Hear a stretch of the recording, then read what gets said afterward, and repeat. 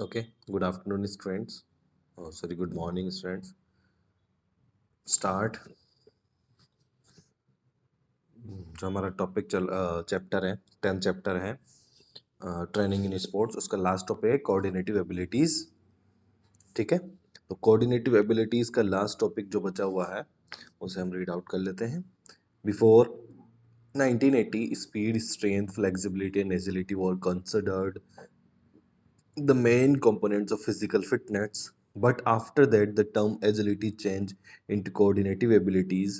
The term agility was discarded because it was not clearly defined and there was no unanimity in its meaning. So, nowadays, coordinative ability is used in place of agility.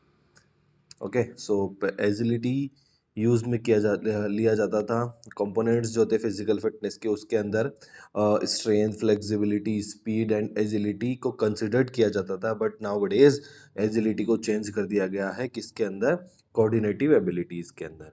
The coordinative abilities are those abilities of an individuals which enable the individual to do various related activities properly as well as efficiently. Okay, simple as that. Coordinative abilities वो abilities हैं जिससे कि कोई एक person किसी भी work को effectively और एफिशिएंटली कर सके। ठीक है, प्रॉपरली उस वर्क को कर सके, वो होती है coordinative abilities. Our accuracy, rhythm, flow and consistency depends on our coordinative abilities. It is not easy to define coordinative abilities owing to their complex nature. Okay, so according to Zimmerman et al., coordinative abilities are understood as relatively stabilized and generalized patterns of motor control and regulation process. These enable the sportsman to do a group of movements with better quality and effect. Okay. So, coordinative abilities are significant in the sports and games. These are required for qualitative movements.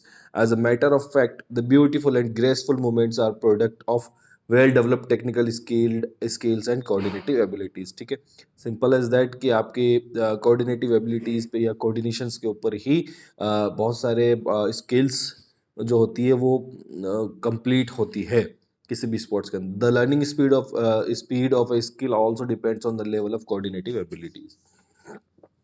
Learning speed भी जो आपकी coordinative abilities पे ही depend करती है। कैसे? जब तक आप अपनी माइंड से कंसंट्रेट करके कोऑर्डिनेशन नहीं करेंगे तो आप लर्न नहीं कर पाएंगे किसी भी चीज़ को। सो नेक्स्ट है हमारा types of coordinative abilities. Types of coordinative abilities के अंदर देखिएगा, फर्स्ट है orientation ability. It is the ability to determine the position of the body and its parts in time and space in relation to gravity, moving objects like ball, partner, playing field, etc. This ability depends on functional capacity of sense and organs like eyes or kinesthetic sense organs. ठीक है, तो orientation abilities जो होती है वो determine करते हैं ability to determine the position of the body and its parts in time and space in relation to gravity, moving objects like ball, opponent, partner, playing field etcetera.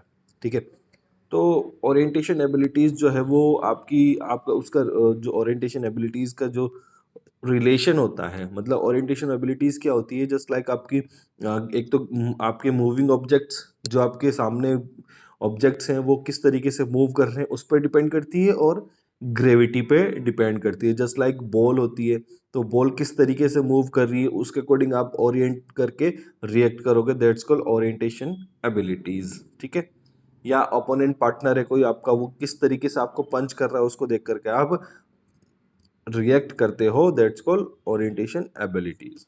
The next is coupling abilities. Coupling ability is the ability to combine the movement of different body parts for performing perfect sports movement. ठीक है, combine, देखो coupling ability is the ability to combine the movement of different body parts for performing perfect sports movement. ठीक है, अलग अलग body parts के movement को combined करती है coupling ability.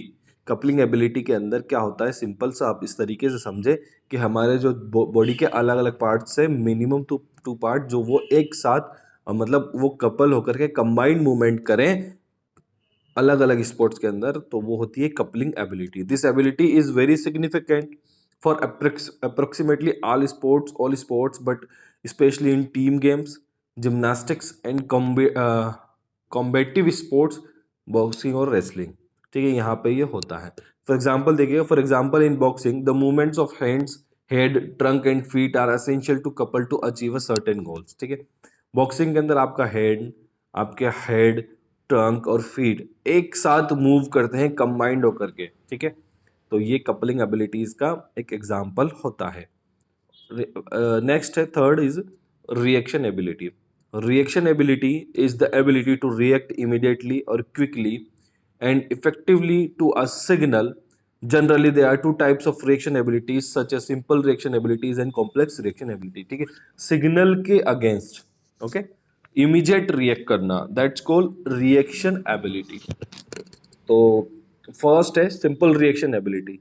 Simple reaction ability कौन सी एबिलिटीज होती है जिसमें हमें पहले से ही डिजायर्ड सिग्नल पता होते हैं। जैसे देखिएगा, it is the ability to react ability और quickly in already determined manner to a well known signal. ठीक है, हमें वेल नोन सिग्नल के अगेंस्ट इमीडिएट और क्विकली रिएक्ट करना होता है, उसको हम बोलते हैं simple reaction ability. For example, the reaction of a runner in the start of sprint races is already known to the runner। ठीक है, स्प्रिंट रेसेस या हर्डल रेसेस है, वहाँ पे ऑलरेडी पता है कि कहाँ पे हर्डल आएगा, तो आप उसको किस तरीके से मूव करके जंप करके क्रॉस करोगे। बट आपको क्विक रिएक्ट करना है, ऐसा नहीं है कि पहले से ही आपने रिएक्ट कर दिया और शक्तिमान की तरह आगे जा रहे हैं, ऐसा नहीं है ना। Second, complex reaction ability. It is the ability to react immediately or quickly and accurately to undermine or unexpected signals। ठीक है, यहाँ पे जो कॉम्प्लेक्स रिएक्शन एबिलिटी है, यहाँ पे जो सिग्नल होता है वो इमीडिएट होता है, अनडिटरमाइंड होता है ना, हमें पता नहीं होता, और यहाँ पे उनके अगेंस्ट हमें इमीडिएटली और क्विकली रिएक्ट करना होता है। These signals are unexpected for a sports person because he or she does not know when and to which signal he or she has to react, such as a facing the ball in cricket by a batsman and tackling opponents in football for or basketball। ठीक है, यहाँ पे unexpected signals होते हैं, हमें पता नहीं होता कि कब क्या होने वाला है। ठीक है, तो उस अकॉर्डिंग हमें रिएक्ट करना होता है। जैसे कि एक फुटबॉल फील्डर है, वो बॉल को किस तरीके से कैच करेगा, उसके पास क्विकली आती है बॉल। बैट्समैन है, उसके पास बहुत क्विकली बॉल आती है, उसको विद इन अ सेकेंड, है ना, रिएक्ट करना होता है बॉल को हिट करने के लिए, फील्डर को बॉल कैच करने के लिए, और इसी तरीके से फुटबॉल में टैकल करने के लिए, बास्केटबॉल के अंदर टैकल करने के लिए। ठीक है, सो अब नेक्स्ट फोर्थ नंबर कौन सी एबिलिटीज होती है वो देखिएगा, balance ability. Balance ability is the ability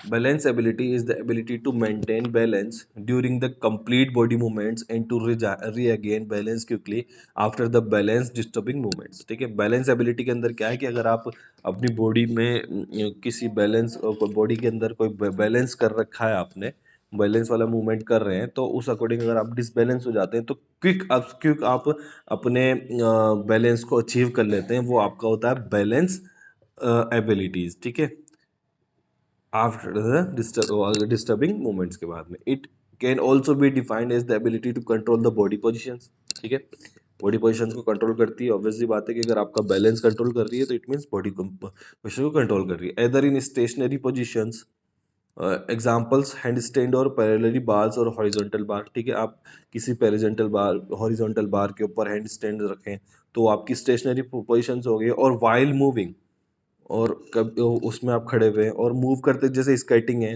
water skating है ना, इसके वाटर स्कीइंग है, and performing on the balancing beam. तो इन सबके ऊपर अगर आप परफॉर्म कर रहे हो, डिसबैलेंस हो गए, तो आप क्विक मूव करके वहाँ पे आप उसके अंदर आ जाते हैं, अपने फाइन पोजीशन के अंदर आ जाते हैं, मतलब जहाँ पे आप अपने आप को डिसबैलेंस फील नहीं करें, उस पोजीशन में आप आ जाएं, तो वो बैलेंस एबिलिटी के थ्रू होता है। Rhythm ability. Rhythm ability is the ability to observe or perceive the rhythm of a movement and to do the movement with the required rhythm. In gymnastic or figure skating, the sports person has to observe an external rhythm given in the form of music and expressed in his movements। ठीक है, तो external rhythmic abilities क्या होती है, आपको कुछ external rhythm चाहिए होती है, कुछ जस्ट लाइक म्यूज़िक के थ्रू आप अपनी रिदम को अचीव कर सकते हैं, जिससे कि आप अपने काम को अच्छे से कर पाएँ। मतलब किसी एक रिदम की ज़रूरत होती है आपको अपनी वर्क को एफिशिएंटली और इफ़ेक्टिवली करने के लिए। The next is adaptation ability. Adaptation ability is the ability to adjust or change the movement effectively on the basis of changes or anticipated changes in the situation. The change in situation can be expected one or can be sudden or unexpected one. In the other words, it can be said that is ability to solve motor task effectively in spite of change or changing situation. ठीक है, adaptation abilities क्या होती है, नाम से आप समझ में आ रहा होगा कि आप किसी भी एबिलिटी को अडॉप्ट करें, है ना, अडेप्ट करते हैं। तो वहाँ पे क्या होता है, आपको अपना जो मूवमेंट है उसको एडजस्ट करना होता है उस सिचुएशन के अकॉर्डिंग। अगर कोई सडनली कोई सिचुएशन आ गई है तो उसके अकॉर्डिंग आपको वहाँ पे अपना मूवमेंट एडजस्ट करना पड़ेगा, चेंज करना पड़ता है। ठीक है, तो ये एडेप्टेशन एबिलिटी होती है। अब आता है differentiation ability. Differentiation ability is the ability to achieve a high degree of accuracy in economy of separate body movements and movement phase in a motor action. The high level of this ability depends on experienced movements and the degree of mastery over motor action. ठीक है, तो simple है। Differentiation ability क्या है, ऐसी ability जिसमें हम accuracy और इकोनॉमी को सेपरेट करें, मतलब एक एक्यूरेसी अलग कर दें, डिफरेंशिएट कर दें एक्यूरेसी के अंदर और इकोनॉमी के अंदर, डिफरेंशिएट करके अपने मूवमेंट्स को करें, तो वो डिफरेंशिएशन एबिलिटीज़ के अंदर आता है। ओके, तो ये आपका चैप्टर जो था वो कंप्लीट हो गया है। सो आपका सिलेबस भी कंप्लीट हो गया है। नेक्स्ट जो हम रखेंगे वो रिवीजन के तौर पे रखेंगे, किसी क्वेश्चन आंसर्स क्लासेस रहें या कुछ पूछना है तो उस अकॉर्डिंग रहेगा। ओके, सो नाउ एंड करते हैं हम क्लास। बाय।